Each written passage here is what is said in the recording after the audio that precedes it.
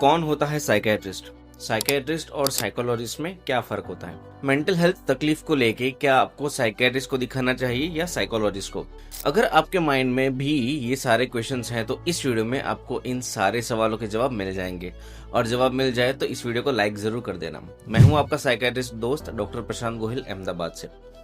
ये साइकियाट्रिस्ट और साइकोलॉजिस्ट का जो कॉन्सेप्ट है, इसमें कंफ्यूजन इतनी ज्यादा है कि लोग अक्सर गलत जगह पहुंच जाते हैं। लोग अक्सर सोचते हैं कि दोनों का काम तो एक ही है, बस नाम अलग अलग है। लेकिन दोस्तों, असल में इन दोनों के बीच में जो अंतर है वो समझना बहुत जरूरी है, ताकि आपको या फिर आपके किसी अपने को सही वक्त पे सही इलाज मिल सके। सबसे पहले बात करते हैं साइकियाट्रिस्ट की। तो ये टर्म जो साइकियाट्रिस्ट है वो कहाँ से आई? ये टर्म निकल के आई है एक वर्ड से जिसे साइकी कहते हैं। साइकी का मतलब होता है माइंड, और हिंदी में समझे तो मन। अब माइंड में और ब्रेन में जो डिफरेंस है वो भी समझ लीजिए। ब्रेन आपकी बॉडी का एक फिजिकल ऑर्गन है, और अगर उस फिजिकल बनावट में कोई प्रॉब्लम हो जाए तो आपको न्यूरोलॉजिस्ट की जरूरत पड़ सकती है। यूँ समझ लीजिए कि वो एक हार्डवेयर है और आपका जो माइंड है वो एक सॉफ्टवेयर है।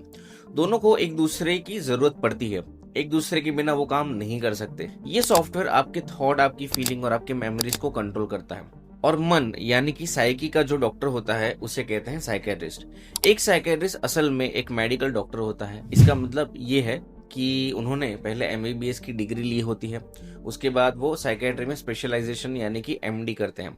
क्योंकि वो एक डॉक्टर है इसलिए उनका अप्रोच काफी हद तक बायोलॉजिकल और मेडिकल होता है। वो हमारे दिमाग को एक ऑर्गन की तरह दिखते हैं, बिल्कुल वैसे ही जैसे एक कार्डियोलॉजिस्ट दिल को दिखता है या फिर एक नेफ्रोलॉजिस्ट किडनी को। साइकियाट्रिस्ट का मानना होता है कि हमारी मेंटल हेल्थ का एक बहुत बड़ा हिस्सा हमारे दिमाग के केमिकल्स यानी कि न्यूरोट्रांसमीटर्स और हमारे नर्वस सिस्टम से जुड़ा हुआ होता है। जब हमारे दिमाग में डोपामिन या सेरोटोनिन जैसे केमिकल्स का बैलेंस जो है वो बिगड़ जाता है, तब हमें डिप्रेशन, एंजाइटी या स्किज़ोफ्रेनिया जैसी परेशानियां हो सकती हैं। इसीलिए एक साइकियाट्रिस्ट के पास ये अथॉरिटी होती है कि वो आपको दवाइयां या मेडिसिन प्रिस्क्राइब कर सके।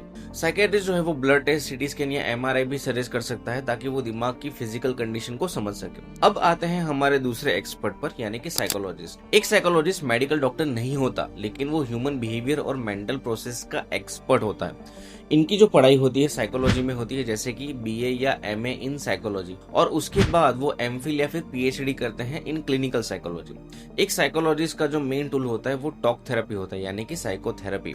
मतलब ये है कि आप कैसे सोचते हैं, आपके बचपन के अनुभव कैसे रहे हैं, आपका बिहेवियर कैसा है और आप स्ट्रेस को कैसे हैंडल करते हैं। साइकोलॉजिस्ट आपके थॉट्स के पैटर्न्स को समझते हैं और उन्हें बदलने में आपकी मदद करते हैं। वो दवाइयां नहीं लिखते, बल्कि थेरेपी के जरिए आपके इमोशंस और आपके बिहेवियर को मैनेज करना आपको सिखाते हैं। उनका फोकस इस बात पर होता है कि कैसे आप अपनी सोच और अपनी एक्शन से अपनी जिंदगी और बेहतर बना सकें।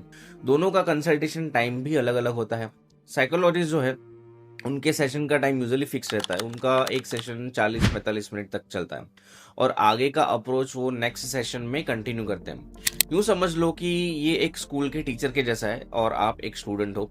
जैसे टीचर आपको कोई चैप्टर सिखा रहा है और उसका पीरियड 30 मिनट तक चलता है, तो सारी बुक वो 30 मिनट में खत्म नहीं कर पाएगा। आगे का पोर्शन वो नेक्स्ट पीरियड में कंटिन्यू करेगा, आपको सिखाएगा। वैसे ही साइकोलॉजिस्ट आपके मन को शांत रखने की जो अलग अलग मेथड सिखाते हैं वो एक सेशन में नहीं हो सकती। उसके लिए कम से कम 8 से 10 सेशन चाहिए होते हैं। जबकि साइकियाट्रिस्ट, उसका कंसल्टेशन टाइम अलग अलग होता है। कुछ केसेस बहुत स्ट्रेट फॉरवर्ड होते हैं जो इमीडिएटली डायग्नोस हो जाते हैं, तो ऐसे केसेस में 5 मिनट से ज्यादा टाइम नहीं लगता to make a diagnosis and deciding what medications to be given to the patient. कुछ केसेस इतने सिंपल नहीं होते, वो साइकियाट्रिस्ट की स्किल्स को टेस्ट करते हैं। कई बार हमने देखा है कि साइकियाट्रिस्ट से भी गलती हो जाती है टू मेक अ डायग्नोसिस, तो उससे रॉन्ग मेडिसिन दी जाती है और मरीज ठीक नहीं हो पाता।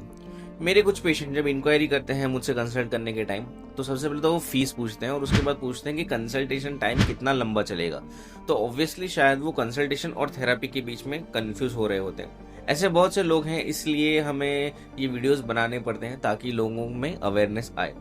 अगर आप हमारे इस काम को अप्रिशिएट करते हैं तो लाइक और सब्सक्राइब जरूर कर दीजिएगा, इससे हमें मोटिवेशन मिलता है। साइकियाट्रिस्ट और साइकोलॉजिस्ट के बीच का सबसे बड़ा अंतर जो आपको हमेशा याद रखना चाहिए वो है प्रिस्क्रिप्शन। देखिए, अगर किसी को ऐसी मेंटल हेल्थ कंडीशन है जिसमें दिमाग के केमिकल्स को बैलेंस करने के लिए दवाई की जरूरत है, तो वहाँ सिर्फ एक साइकेट्रिस्ट ही काम आएगा। जैसे कि अगर आपको सीवियर डिप्रेशन है, जहाँ आप बेड से उठ भी नहीं पा रहे हो, या आपको बाइपोलर डिसऑर्डर है जहाँ बहुत ज़्यादा गुस्सा, एंगर, मूड स्विंग्स हो रहे हैं जो कंट्रोल में नहीं है, तो वहाँ मेडिसिन एक लाइफ सेवर की तरह काम करती है।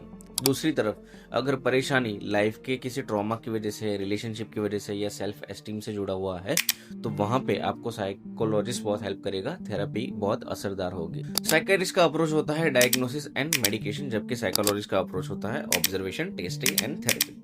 लेकिन दोस्तों इसका मतलब ये बिल्कुल नहीं है कि ये दोनों अलग अलग काम करते हैं। असल में बेस्ट रिजल्ट हमें तब मिलता है जब दोनों इकट्ठा टीम की तरह काम करते हैं। बहुत सारे पेशेंट ऐसे होते हैं जिन्हें दवाई की ज़रूरत होती है और थेरेपी की भी ज़रूरत होती है।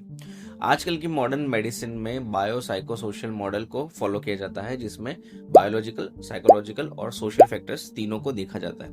इसीलिए अक्सर एक साइकेट्रिस्ट अपने पेशेंट को थेरेपी के लिए साइकोलॉजिस्ट के पास भेजता है, और साइकोलॉजिस्ट को लगता है जबकि पेशेंट को मेडिसिन की ज़रूरत है तो वो उसे साइकेट्रिस्ट के पास रेफर कर देता है। अब एक बहुत ही कॉमन सवाल, आपको कैसे पता चलेगा कि आपको किसी साइकेट्रिस्ट के पास जाना चाहिए, साइकोलॉजिस्ट के पास?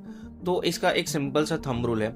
अगर आपको लगता है कि आपकी परेशानी इतनी ज़्यादा है कि आपकी फिजिकल हेल्थ अफेक्ट हो रही है, आपको नींद नहीं आ रही है, आपको भूख नहीं लग रही है, या फिर आपको ऐसे ख्याल आ रहे हैं जो आपके कंट्रोल में नहीं है, तो पहले आप एक साइकेट्रिस्ट से मिलिए, क्योंकि वो मेडिकल डॉक्टर है। वो पहले ये चेक करेगा कि कहीं ये सिम्टम्स किसी फिजिकल बीमारी या फिर हार्मोनल इम्बैलेंस की वजह से तो नहीं आ रहे हैं। लेकिन अगर आपको लगता है कि आपकी लाइफ किसी बुरे फेज से गुजर रही है, या आप स्टक हैं, या फिर आपको स्ट्रेस मैनेजमेंट सीखना है, तो साइकोलॉजिस्ट एक बेहतर ऑप्शन हो सकता है। कई बार लोग किसी से भी शुरुआत कर लेते हैं और वो एक्सपर्ट खुद ही डिसाइड करता है बाद में कि आपको दूसरे की जरूरत है भी या नहीं।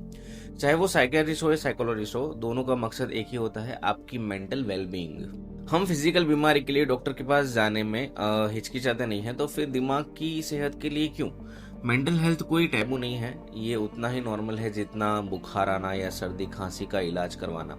बहुत से सिटीज ऐसे हैं जहां साइकेट्रिस्ट इजीली अवेलेबल नहीं होते, मरीज को बहुत दूर जाना पड़ता है इलाज करवाने के लिए। उससे बेटर ऑप्शन होता है कि आप ऑनलाइन ही साइकेट्रिस्ट से चेकअप करवा लें। लेकिन एक साइकेट्रिस्ट से ऑनलाइन चेकअप करवाना क्या सही होता है? ये जानने के लिए अब इस वीडियो पे क्लिक करिए। हम मिलते हैं अगले वीडियो में, तब तक के लिए take care of your mental health.